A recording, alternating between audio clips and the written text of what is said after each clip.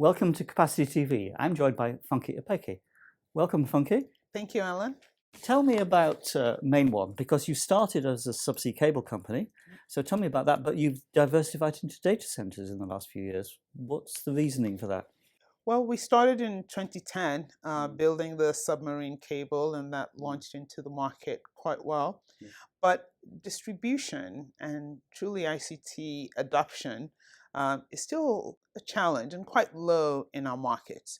So, beyond building the submarine cable, we realized we had to invest in the ecosystem to support better adoption. And that has meant a variety of things. It's meant investing in terrestrial fiber and points of presence across the country so we could get our services closer to some of the smaller internet service providers and business, so direct services to business and enterprise customers. It's also meant that in serving those large enterprises who are looking to develop electronic services and are relying more on engaging their customers online, we could host their computers in our data center and provide them with a more reliable, highly available operating environment.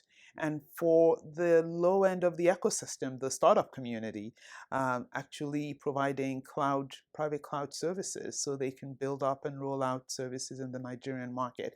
And so we've had to diversify away from just being a wholesale submarine cable services provider to developing an enterprise portfolio as well, including both connectivity and data center services.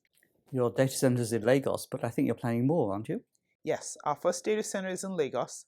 We already have acquired land and are developing plans for a second one on the other side of Lagos, about 50 kilometers out of Lagos. Again, focus on serving the Nigerian market. Lagos is the center of commerce in Nigeria. At least 60 to 70% of the formal economy of Nigeria is in Lagos. So that gives us good diversity for our customer base coming into Nigeria. Good. Where are you planning others? Beyond Lagos, we're looking at Ghana, where we already have a landing and a strong presence and are building out our enterprise business as well. And as we look to build out more landings, because we are starting that process again now, having established a good foothold in the Nigerian and the Ghanaian markets and partnerships into some of the other countries, actually building out a landing into Cote d'Ivoire. And we would see the opportunity to take the model that's worked so well for us in Nigeria and Ghana into the Ivorian market as well. So that's moving into Francophone West Africa, not just Anglophone, with you. Indeed. And we are doing some business in Francophone West Africa already with partners, but we see the opportunity to make more investment in Abidjan, Cote d'Ivoire, as that country comes back from all the recent crisis and continues to develop as the capital of Francophone West Africa, so to speak. You've got a partnership with the Nigerian Internet Exchange. What's the benefits that gives your customers? The benefit of the Nigerian Internet Exchange being hosted in our data center, MDXI, is ease of interconnection with the internet community in Nigeria at large and the ease of connecting that community to the rest of the world. So part of our data center proposition as an open access provider is we have all the major operators in Nigeria having a presence or interconnected with us with considerable amount of infrastructure. We have all the internet service providers. We have access to the Nigerian Internet Exchange.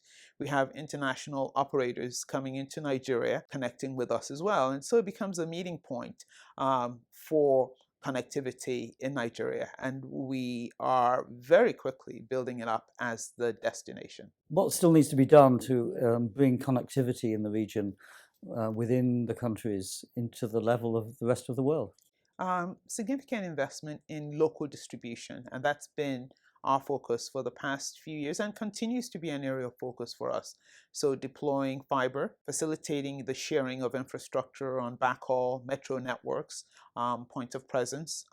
And I really think that is key to getting more of the capacity we have on the subsea cables closer to the population at large. Africa, when you look at GDP income per capita, it becomes even more challenging, and you have to find creative ways of getting that infrastructure in, getting it to the secondary cities and not just to the cities that are on the shoreline, and ensuring it's done cost effectively so people can actually afford the services. Funke, thank you very much for joining us today on Capacity TV. Thank you, Alan. It was a pleasure.